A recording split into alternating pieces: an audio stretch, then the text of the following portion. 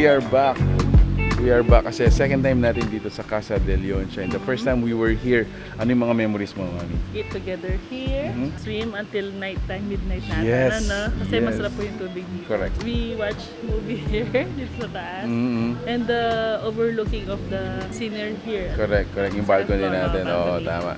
Ako gusto kong nasabi mo kanina, yung nag-swimming tayo dito ng hanggang halos madaling araw. Yeah. So, ikot tayo ulit dito. We want to show you more and rekindle memories natin, the experiences. And at the same time, guys, kung kayo'y naghahanap ng lugar para sa inyong corporate event, Christmas party, reunion, or even yung family chill nyo lang. This is the best thing. Alright, so let's go! So, ayun guys, I wanna start dito sa likuran. So, eto ang nakikita kong parang nagbago dito.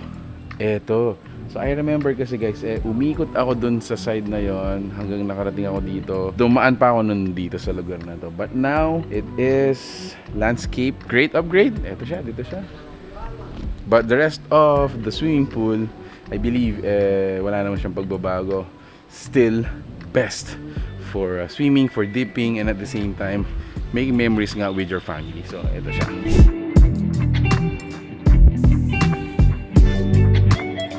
Napansin ko nga dito guys, parang dumami yung mga plants natin for decorations. Going to that side, meron naman tayong mga umbrella tables. And then still, yung gazebo, kung saan naglalaro ngayon si Isa. Another thing I remember, itong canopy na to. So this is actually collapsible. Nag-extend siya up until here. So depende guys kung anong requirements or need niyo, can extend yung dining area dito with this one during the day or even may konting ulan hindi pumapasok yung tubig doon. So still at the first level, so dito makikita natin yung tatlong bedrooms. So first one, ito siya. Alright. And then the second bedroom is actually here. There we go. Very similar dun sa previous room na napuntahan natin. Meron tayo ditong pull-out bed. And then a bunk bed dito. So siguro estimate ko dito 5 people to 6 people pwedeng matulog dito. This is the last room dito sa first floor natin, first level. Look at this. Ang laki. So para siyang dorm type. So 12 to 15 siguro yun na pwedeng matulog dito sa kwarto na to. So this is 12, 5, and 5. So that's around 25 people guys dito sa first level pa lang. Napakalaking sleeping capacity na yan.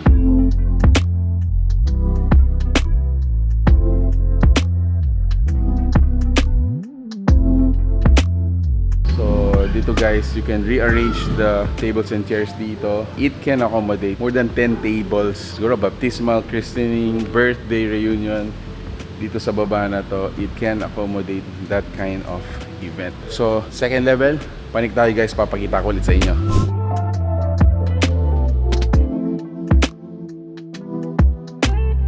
This is the master's bedroom. Meron siyang sariling CR. And then this has its own entertainment. So, meron siyang TV. And then this one is queen size bed and air condition naman siya. Banda dito naman, another bedroom na napakalaki. Ito guys, magugulat kayo. There you go. Hi, Mami. Gulat nga ako. Diba? Napakalaki nito. So, Binilang ko mga 20. this room only. Oh yeah, this room only. So, this room alone guys, it can accommodate around 20 people. 20 to 22, ganyan. Still counting. Affordable 15. Pero pag nagmamahalan 20. Nabanggit namin noon, one of the biggest accommodation ng mga pwedeng matulog itong Casa De Leoncia. Something new. Yes! Added amenities guys, meron na tayo ditong billiards table at saka foosball. Yeah, foosball. Darts. Oh, meron din darts doon. At ito pa. Nakapanood ko dito ng look at this one. Katniel. So, dito nyo lang makikita ulit na nagbalikan si Katniel. Alright, so I think this is the last place that I want to share with you guys. And at the end of the day, what you want to do is just stare, having your family swim, or just dip, or just enjoy to be refreshed on a hot day Memories come back. Napakaganda ng lugar talaga nito. One of the best resort that you will have dito po sa bandang Mexico, Panipuan, boundary ng Angeles. Sabi nga ni Isa kanina, one of the top 10 na gusto niya talagang pinupuntahan ito.